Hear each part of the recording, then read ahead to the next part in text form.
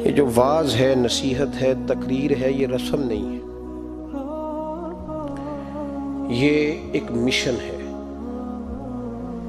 واعظ و نصیحت ایک عبادت ہے۔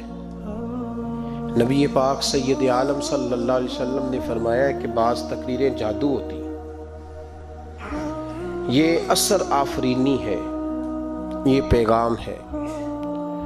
لوگوں کو مالک کا رستہ دکھانے کے لیے اللہ خود کچھ بندوں کی ڈیوٹی لگاتا ہے، انہیں قوت استدلال اپنے فضل سے عطا فرماتا ہے، ان کے لب و لہجوں میں مٹھاس اپنی رحمت کاملہ سے عطا کرتا ہے، ان کے لفظوں کو مالک اپنے فضل سے تاثیر کا نور عطا فرماتا ہے، اور ان لوگوں کے ذمے یہ کام لگایا جاتا ہے۔ میرے نبی پاک سید عالم صلی اللہ علیہ وسلم خود خطبہ ارشاد فرماتے تھے، اور صحابہ کرام علیہم رضوان فرماتے ہیں محبوب کے میٹھے جملوں اور پختہ باتوں کا یہ حال ہوتا تھا کہ حضور جب قیامت کا ذکر کرتے تھے تو لگتا تھا یہاں سے اٹھیں گے تو قیامت آ جائے گی۔ اور محبوب پاک علیہ الصلوۃ والسلام جب کوئی بات ارشاد فرماتے تھے اور بات کرتے کرتے کبھی حضور لوگوں کو اللہ کے خوف کا اور قیامت کے قائم ہونے کا درس دے رہے ہوتے تھے تو لگتا یہ تھا کہ حضور کا منبر بھی درد سے رو رہا ہے۔ محبوب پاک صلی اللہ علیہ وسلم واعظ فرماتے، نصیحت کرتے۔ پہلے حضور ایک ستون، ایک تنا تھا،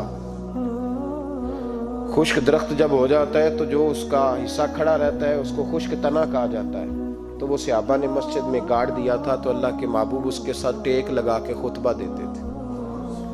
ان خطبوں کو لوگ معمولی سمجھتے ہیں، کہتے ہیں تقریر تو بس ٹھیک ہے، گھنٹہ گزارنا ہے، سننے والے بھی اور سنانے والے بھی، لیکن اس تقریر کی خوبصورتی ملاحظہ کیجئے گا کہ حضور اس سے ٹیک لگا کے کھڑے ہو کے خطبہ دیتے تھے۔ ایک صحابی نے کہا حضور ممبر نہ بنوا دوں، وہ خوبصورت سا ممبر بنوا کے لائے تو صحابہ کہتے ہیں حضور ممبر پہ بیٹھے تو وہ کھجور کا تنا چیخے مار کے رویا، وہ حضور کی اس گفتگو سے اداس ہونے لگا، حضور کے اس ٹیک لگانے سے بے چین اور چیخے مار کے رویا۔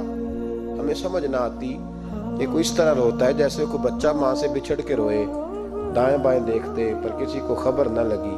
دلوں کے حال جاننے والے رسول اٹھے اور محبوب پاک قریب گئے، اور جس طرح بچھڑی ہوئی ماں بیٹے کو سینے سے لگاتی ہے حضور نے تنے کو سینے سے لگایا۔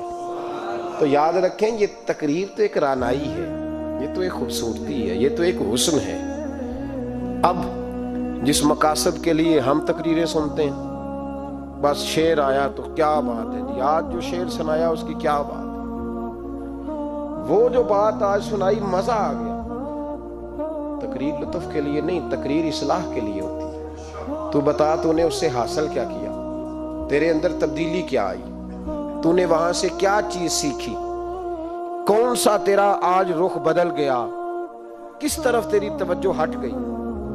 بہت سارے تو ایسے ہیں جو تقریر کرنا ہی چھوڑ گئے، اور جو کرتے ہیں وہ بھی تقریریں نعروں کی نظر ہیں الا ماشاءاللہ، اور برسوں سے جو خود محفل نعت کرانے والا ہے وہ بیچارہ خود نمازی نہیں بن سکا، جو کئی سالوں سے ہر سال محفل سجاتا ہے اس نے کیا حاصل کیا وہاں سے۔ تقریر ایک خوبصورتی ہے۔ میرے محبوب کی تقریریں اور ان تقریروں کا کبھی حسن پوچھنا ہو تو صرف مسجد نبی کے ممبر سے خوشبو نہیں آئے گی، بلکہ آپ کو بدر کا میدان بھی بتائے گا کہ میں نے بھی مصطفیٰ کے خطبے سنے ہوئے ہیں، آپ کو احد کے پہاڑ بھی بتائیں گے کہ ہم نے بھی حضور کے خطبے سنے ہیں، اور آپ کو حنین کی وادیاں بھی بتائیں گی کہ مصطفیٰ خطبہ دیتے تھے۔ اور خانہ کعبہ میں جب حاجی طواف کر رہے ہوتے ہیں اور خطبہ جمعہ پڑھا جا رہا ہوتا ہے تو کعبہ کہتا ہے لوگوں مجھ سے پوچھو فتح مکہ کے موقع پر اونٹنی پر بیٹھ کر جب مصطفیٰ نے خطبہ پڑھا تھا، کیا خطبہ تھا، کیا رنگ تھا، کیا رانائی تھی۔ تو یہ خطبے حضرت ابو بکر صدیق تقریر کرتے تو لوگ کہتے ہیں یوں لگتا کہ ابو بکر دلوں میں اتر جائیں گے، عمر کبھی خطبہ پڑھتے تو یوں لگتا کہ عمر یہاں بول رہے ہیں اور کیسر و کسریٰ وہاں کانپ رہے ہیں۔ ان لوگوں کی باتوں میں ٹھنڈک تھی، جہاں یہ دین کے مجاہد بنتے تھے تو وہی باتیں جلال تھی، کمال تھا ان کی باتوں۔ بہت سارے لوگوں کی گفتگو اتنی خوبصورت ہوتی ہے، اب تو لوگ تقریر کرنے والے کو مولوی کہتے ہیں اور دم کرنے والے کو صوفی کہتے ہیں، حالانکہ صوفیاء کا سب سے زیادہ کمال یہ ہے کہ وہ لوگوں کو اپنی गुफ्तगू से अल्लाह की तरफ मोड़ दिया करते हैं। असल सूफी वो होता है, आज जिस बाकमाल सूफी का हम जिक्र करने जा रहे हैं, हुजूर गौसे पाक, महबूब सुबहानी, किंदील नौरानी, शाहबाज लामकानी, शेख सैयद अब्दुल कादिर जेलानी। किसी ने पूछा था हुजूर गौसे आजम से कि आपकी वलायत किस तरह की है, तो आपने अपनी एड़ी की तरफ इशारा करके फरमाया, जब तक मेरा कदम न लगे अल्लाह किसी को विलायत देता ही नहीं। तो मेरी विलायत की बात करते हो, मैं जब तक मोहर न लगाऊं अल्लाह किसी को वली बनाता। शेख सादी बोल पड़े, कहने लगे, गौसे आजम दरमियाने औलिया जू मोहम्मद दरमियाने अंबिया। हुजूर गौसे आजम रदी अल्लाह ताला अन्हु का वलियों में वही मकाम है जो नबी पाक का नबियों में मकाम। इमामुल औलिया, सरताजुल औलिया हुजूर गौसे पाक रदी अल्लाह ताला अन्हु। हुजूर गौसे आजम रदी अल्लाह ताला अन्हु फरमाते, मैं तकरीर नहीं करता था, तालीम मैंने हासिल कर ली, पर मैं तकरीर, ये बड़ा जरूरी काम है, ये बड़ा जरूरी काम है। जो असरात इसके होते हैं बाकी चीजों, हजरत जुनैद बगदादी, ये तो हुजूर गौसे आजम के भी पीर है ना, ये तो हजरत दाता अली अजमेरी के भी पीर है। हजरत जुनैद बगदादी के बारे में दाता साहब ने लिखा है कश्फुल माजूब में, फरमाते, मैं आलिम बन गया, पढ़ गया, मेरे मामू भी थे, मेरे मुर्शद भी थे हजरत श्री सख्ती रहमतुल्लाह अलैह। तो मुझे अक्सर कहते हैं कि जुनैद यार तकरीर किया कर। मैं कहता हूँ हुजूर अभी मैं नेक नहीं, अभी मैं खुद ठीक नहीं। मेरे पीर भाई भी मुझे कहते हैं कि हजरत की भी ख्वाहिश है तो हमारा भी दिल करता है।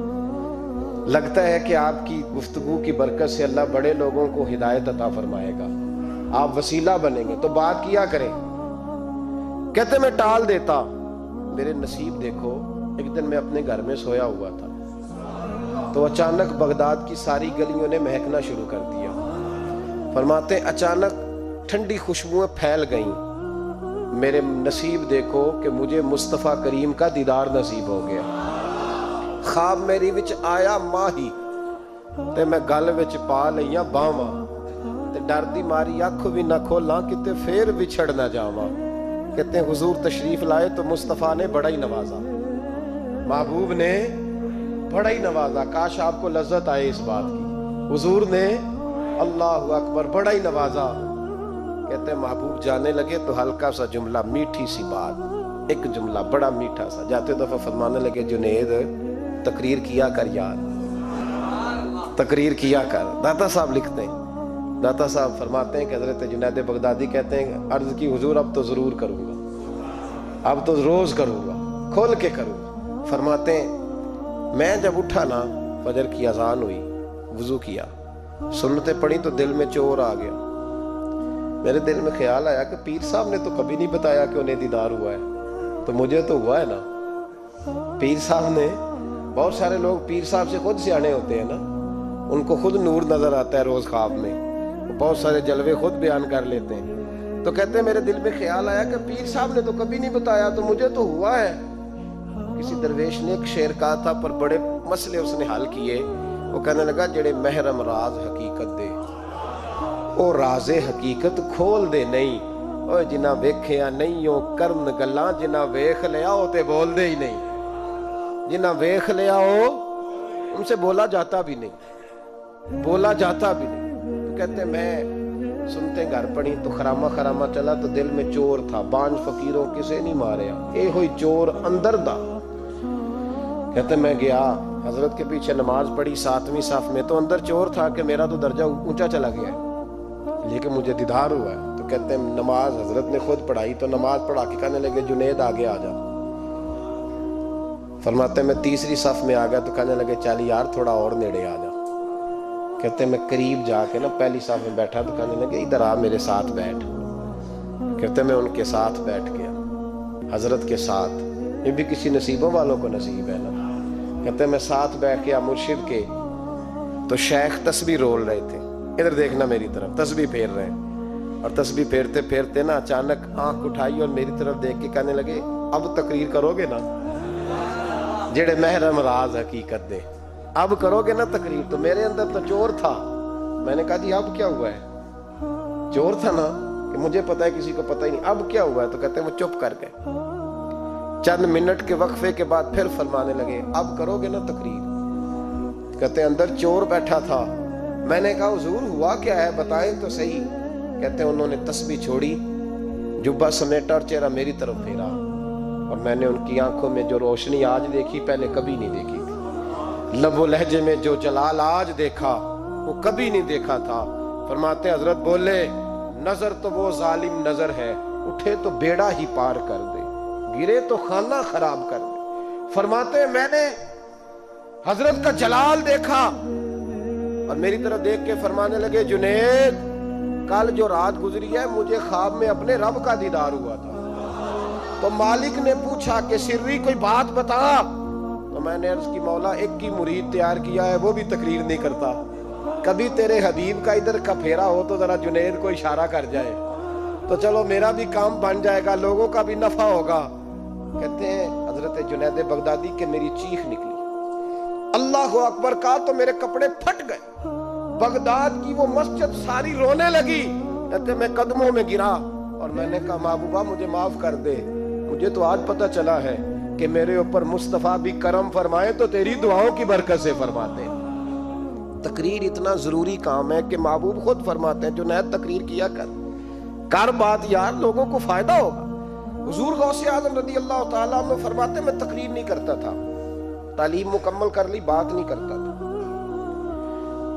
میں کہتا تھا میں کیسے لوگوں کے سامنے واز کروں۔ کہتے ہیں مجھے خواب میں مصطفیٰ کریم کا دیدار نصیب ہوا، محبوب نے فرمایا عبد القادر بات کیوں نہیں کرتے؟ میں نے کہا حضور یہ عربی لوگ ہیں، فصیح و بلیغ ہیں، ہر آدمی بات سمجھتا ہے تو میں کس طرح اتنے مجمع میں بولوں گا، بڑا مشکل کام ہے، ہر آدمی کی ذہنی سطح کے مطابق کیسے بات کروں گا؟ کہتے ہیں مصطفیٰ کریم نے فرمایا منہ تو کھولو ذرا۔ کہتے ہیں میں نے منہ کھولا تو حضور نے 7 دفعہ لعاب دہن میرے منہ میں ڈال دیا، فرمایا اب تو بولتے جانا اور میری برکتیں تیری مدد کرتی جائیں گی۔ آپ فرماتے ہیں اگلی شام میں سویا تو مولا علی شیر خدا بھی آ گئے، تو فرمانے لگے عبد القادر منہ کھول نہ بیٹا تو میرا بھی ہے۔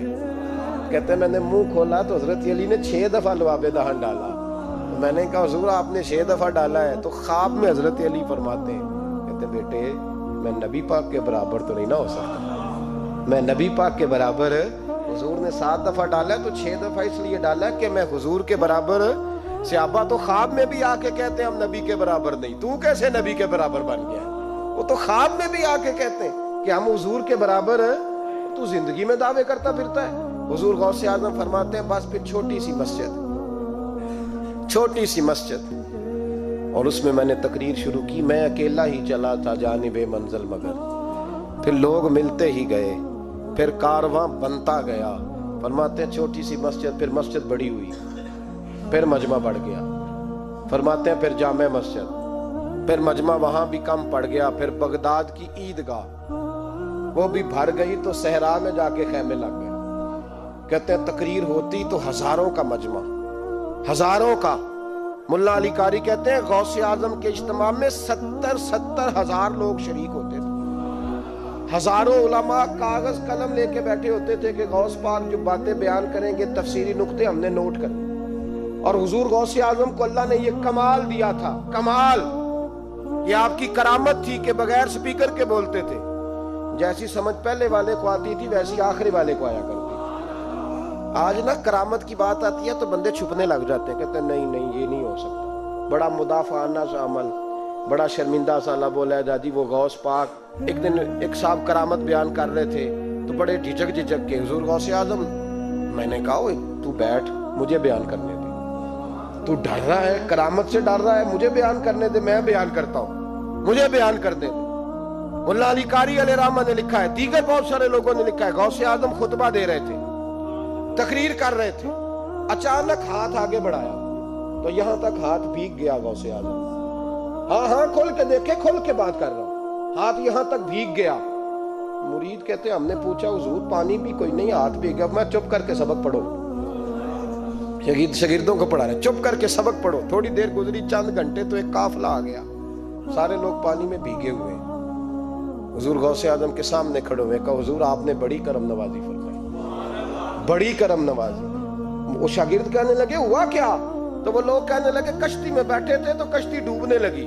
ہم نے کہا یا شیخ عبد القادر جیلانی، خدا کے فضل سے ہم پر ہے سایہ غوث اعظم کا، ہمیں دونوں جہاں میں ہے سہارا غوث اعظم کا. کہتے ہیں حضور غوث اعظم نے وہاں بیٹھے ہاتھ لگایا اور ڈوبتی کشتی کو باہر نکال دیا. وہ ڈرنے لگے، کہنے لگے جناب یہ کرامت لوگ نہیں مانیں گے. تو میں کہا جنہیں نہیں مننا نہ منے.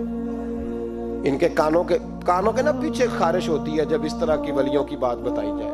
وہ تو حضور غوث اعظم کی بات نہیں ماننا، پڑھنا سورہ نمل پڑھ. حضرت سیدنا سلیمان علیہ السلام اپنے محل میں بیٹھے دربار میں، فرمایا ملکہ بلقیس کا تخت چاہیے. تم قرآن نہیں پڑھتے؟ ملکہ بلقیس کا تخت چاہیے. ایک جن اٹھا، اس نے کہا دربار برخاست ہونے سے پہلے، دربار کے برخاست ہونے سے پہلے، بے شک آپ 5 منٹ میں برخاست کر دے تخت آ جائے گا. ہزاروں میل دور تھا.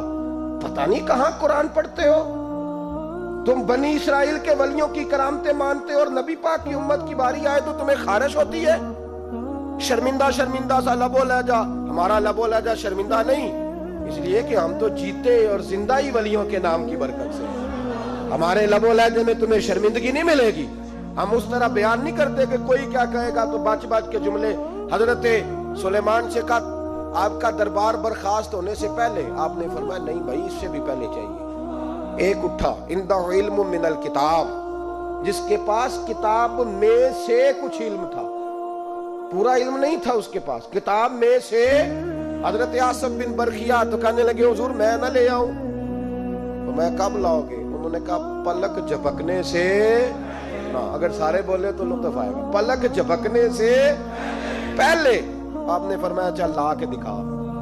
پھر آیا کہ نہیں؟ بولے آیا نا. حضرت آصف بن برخیہ وہاں سے گئے کہ وہیں رہے؟ آیا نا تخت. 80 فٹ اونچا، 80 فٹ چوڑا، 80 فٹ لمبا، اتنا بھاری کہ شاید 50 لوگ نہ اٹھا سکیں.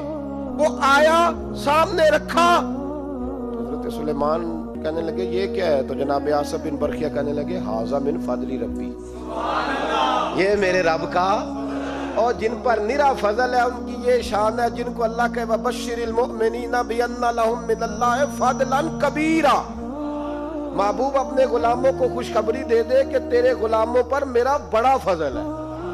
فضل نہیں، فضل کبیر ہے. تو جن پر نرا فضل ہو وہ تو بغیر جائے تخت لے آئے، اور جن پر فضل کبیر ہو وہ ڈوبتے ہوئے مرید کو ہاتھ ڈال کے بچا نہیں سکتے. وہ نہیں بچا سکتے. ڈر کے کیوں بات کرتے ہو؟ کھول کے کو خدا کے فضل سے ہم پر ہے سایہ غوث اعظم کا، ہمیں دونوں جہاں میں ہے سہارا غوث اعظم. اور خدا دے گا منادی حشر میں یہ قادریوں کو. اور اس سے مراد ہر حضور غوث اعظم کا نام لینے والا قادری ہے. خدا دے گا منادی حشر میں یہ قادریوں کو. کہاں ہے قادری؟ کر لے نظارہ غوث اعظم کا. کہاں ہے قادری؟ کر لے نظارہ غوث اعظم کا رضی اللہ تعالی عنہ. اور جمیل قادری 100 جان سے ہو قربان مرشد پر. یہ اعلیٰ حضرت کے خلیفہ تھے جنہوں نے لکھا ہے. کہتے ہیں جمیل قادری 100 جان سے ہو قربان مرشد پر، بنایا جس نے مجھ جیسے کو بندہ غوث اعظم کا. بنایا جس نے مجھ جیسے کو بندہ غوث اعظم کا. حضور غوث اعظم کی کرامات کا تو یہ حال ہے کہ ملا علی قاری کہتے ہیں تواتر ہے کرامتوں میں. اور کہتے ہیں لکھتے وقت سوچتے ہیں کون سی لکھیں کون سی چھوڑیں، کون سی لکھیں. اور ایک عیسائی مسلمان دونوں جھگڑا کر رہے ہیں، غوث اعظم گزر رہے ہیں، جھگڑا ہو رہا ہے.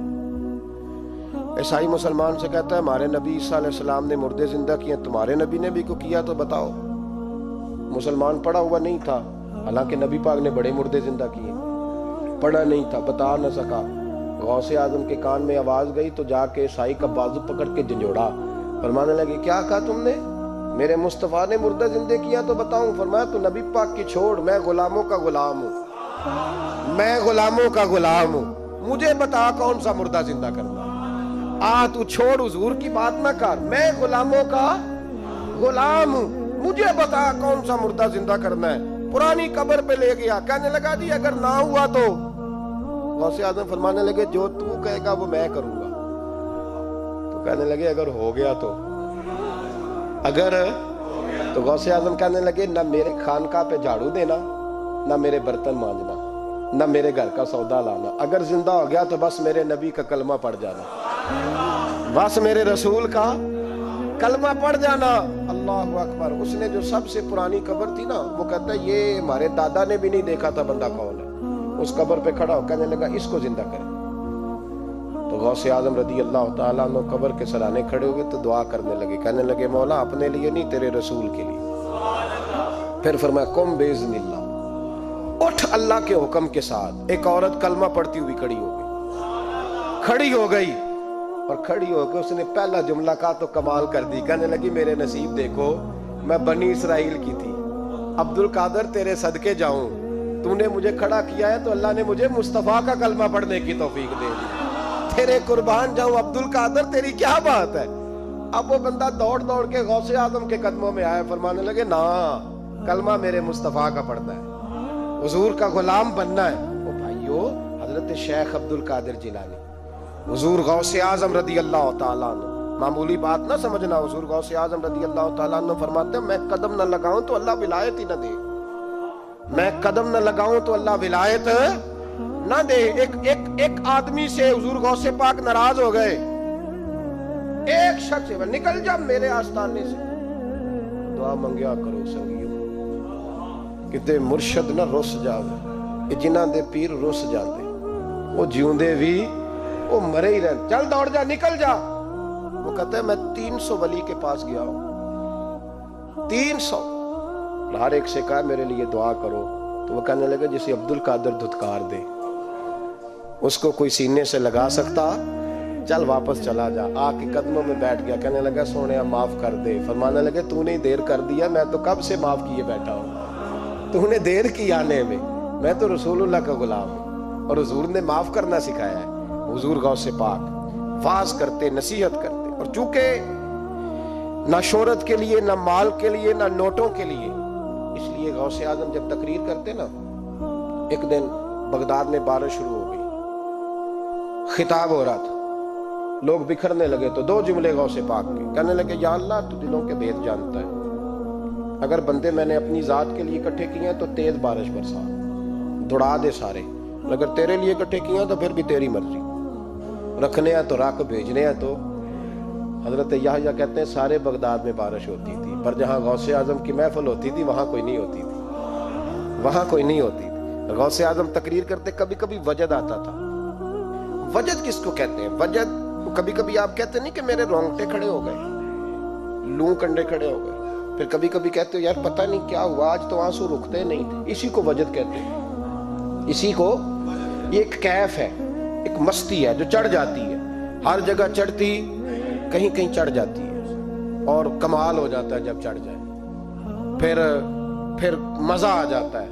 نہ انکار کری اج میرا، اج موسم بڑا سہانا، مستی دا اج می برسا دے، نہیں پیاس دا کوئی ٹھکانا، تیرے کول اتر پرانا تے ساڈا درد بھی بڑا پرانا، تے میرا ہس ہس ٹالنا سانو، اسی پیتے ہوں باج نہیں جانا۔ کبھی کبھی ایک ماحول ہوتا ہے نا، کبھی کبھی حضور غوث اعظم وجد میں آتے تھے، کبھی کبھی اللہ کی دریائے رحمت کو بھی کبھی کبھی جوش آتا ہے۔ اور میرے حبیب فرماتے ہیں وہ پہلے آسمان پر نزول جلال کرتا ہے جو اس کی شان کے لائق، اور فرماتا ہے بندو مانگ لو جو مانگو گے میں دے دوں گا۔ میرے محبوب کے دریائے رحمت کو بھی جوش آتا تھا، حضور فرماتے تھے آج پوچھو جس نے جو پوچھنا ہے پوچھو، حضور فرمایا کرتے تھے۔ ایک دن حضرت ربیہ بن کعب سامنے کھڑے ہیں تو میں سالی یا ربیہ جو دل کرتا ہے مانگ لے، تیرا نبی تجھے دے دے گا۔ کبھی کبھی دریائے کرم جوش میں، تو غوث اعظم کو کبھی کبھی جوش آتا تھا۔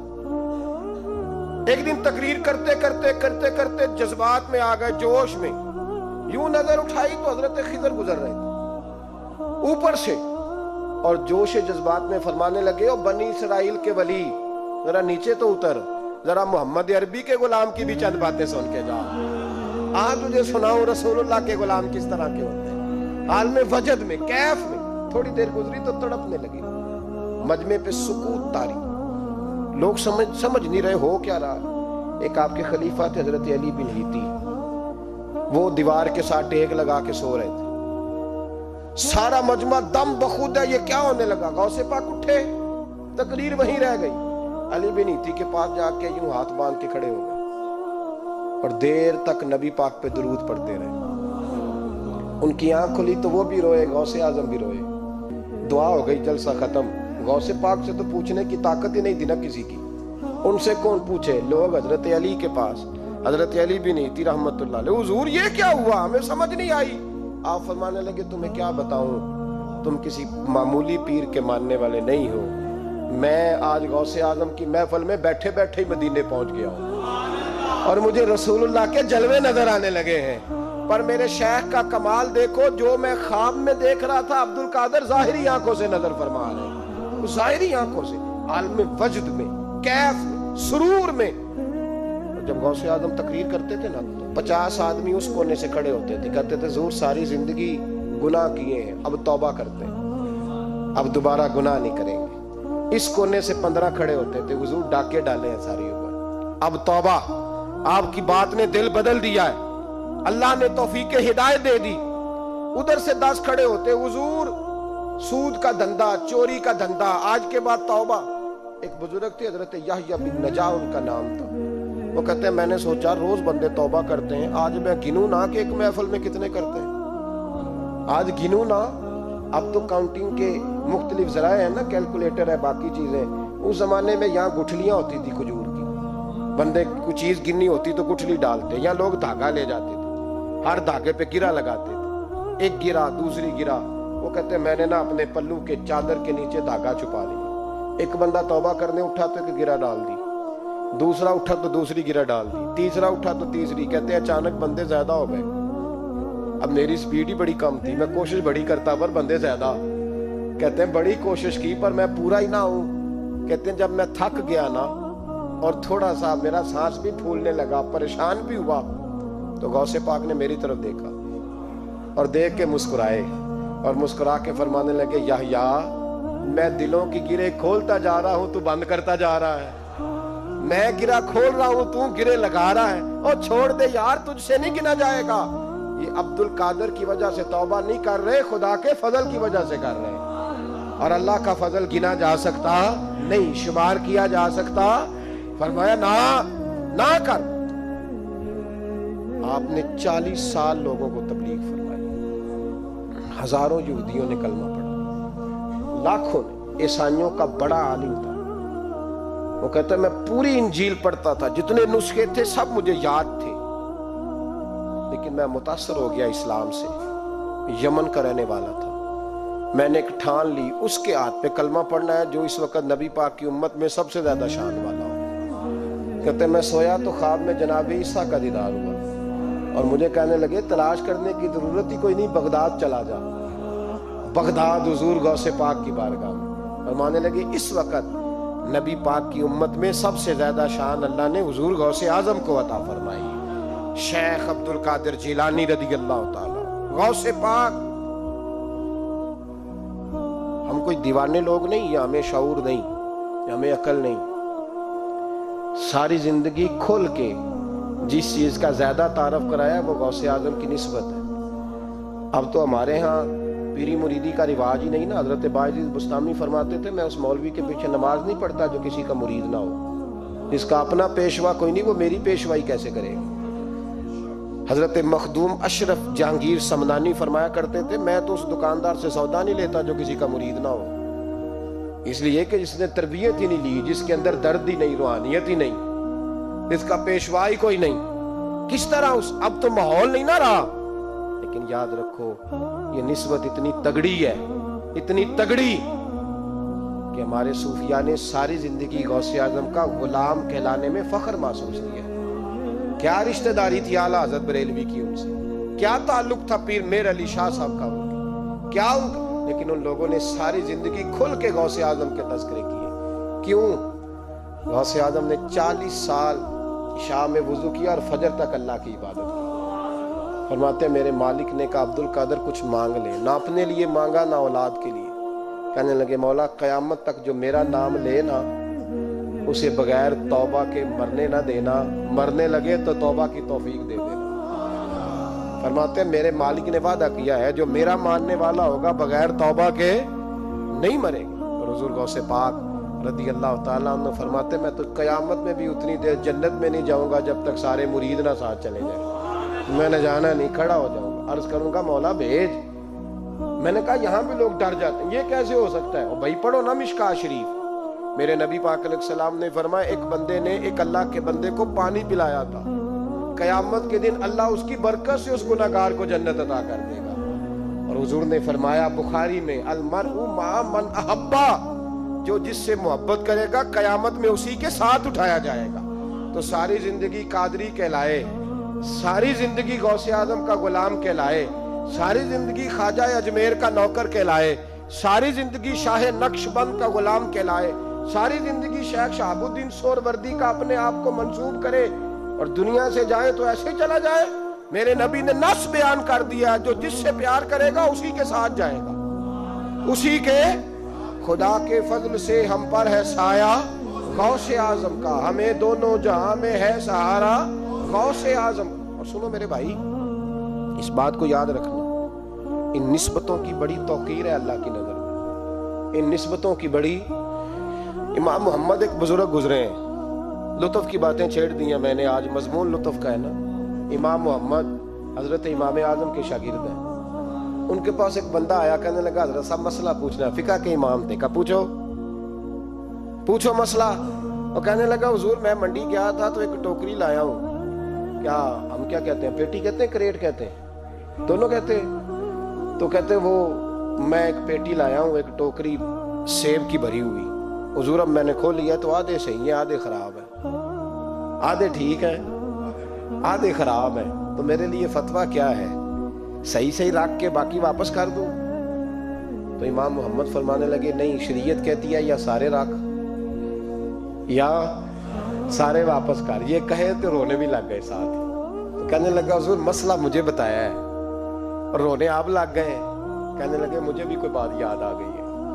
قیامت میں جب کسی استاد کے شاگرد جائیں گے, کسی پیر کے مرید جائیں گے, اور کہنے لگے جب مصطفیٰ کے غلام جائیں گے, جب غوث اعظم کے ماننے والے جائیں گے, تو کچھ اچھے ہوں گے کچھ برے ہوں گے.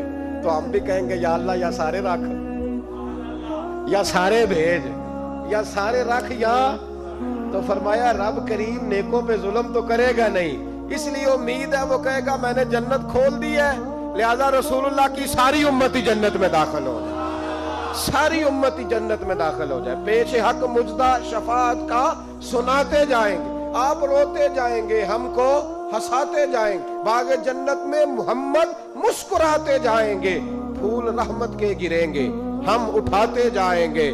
حشر میں ہوگا ہمارا داخلہ اس شان سے, ہم یا رسول اللہ کا نعرہ لگاتے جائیں گے, یا رسول اللہ کا نعرہ حضور غوث پاک رضی اللہ تعالیٰ عنہ فرمانے لگے میں نے عرض کی مولا میرا نام لینے والے بغیر توبہ کے نہ مرے.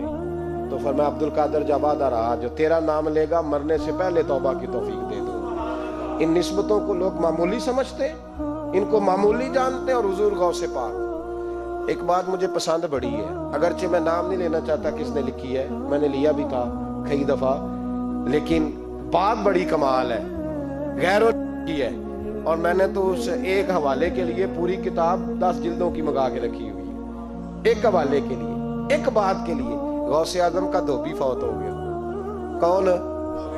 پتہ نہیں آپ کو بھی اتنا ہی مزہ آ رہا ہے جتنا مجھے آ رہا ہے. حضور غوث اعظم کا دھوبی فوت ہو گیا, کپڑے دھوتا تھا. تو بعد میں اس دھوبی کو کسی نے خواب میں دیکھا تو پوچھا کیا بنا, تو کہنے لگے کچھ بھی نہیں. فرشتے نے آ کے پوچھا من ربو کا, رب کون ہے؟ تو میں نے کہا میں تو غوث پاک کا دھوبی ہوں. اس نے پوچھا ماں دینوں کا تیرا دین کیا ہے؟ تو میں نے کہا میں غوث پاک کا دھوبی ہوں. فرشتہ پھر کہنے لگا تو کیسا دیوانہ ہے, میں کہہ رہا ہوں کہ اللہ کا پتہ بتا, رب بتا, تو غوث پاک کا بتا رہا ہے. کہتے ہیں 2-3 دفعہ کہا, جاگ رہے ہو آپ لوگ؟ 2-3 دفعہ کہا. وہ بار بار یہی کہتا کہ میں غوث پاک کا, میں غوث اعظم کا دھوبی ہوں. کہتے ہیں حضور غوث اعظم اس کی قبر میں تشریف لائے. قبر میری تے میرے پیرا جے کر پاویں پھیرا. قبر میری تے میرے پیرا جے کر پاویں پھیرا. قبر دے وچوں ہڈیاں اٹھ کے مجرا کر سن تیرا. حضور غوث اعظم قبر میں آئے اور فرمانے لگے کیوں تنگ کرتے ہو میرے ماننے والے کو, क्यों तंग करते हो मेरे, ये कोई लावारस है, इसको तंग कर रहे हो? कहा हुजूर अल्लाह का पता बताते हैं तो आपका बताते हैं। फरमाने लगे तुम्हें समझा रहा है, ये तुम्हें समझा रहा है कि अब्दुल कादर के तो कोई दरवाजे से गुजर जाए तो उसे खुदा याद आ जाता है, इसने तो सारी जिंदगी कपड़े धो के दिए। ये तुम्हें बता रहा है कि मुझे रब भूला, उनके तो गली से गुजर जाए तो अल्लाह अल्लाह करने लगता है, और मैंने सारी जिंदगी कपड़े धोए हैं, मैंने सारी जिंदगी ड्राइवरी की है, मैंने सारी जिंदगी नौकरी की है, मैं ताबेदार रहा हूं, मुझे ही रब भूल गया है।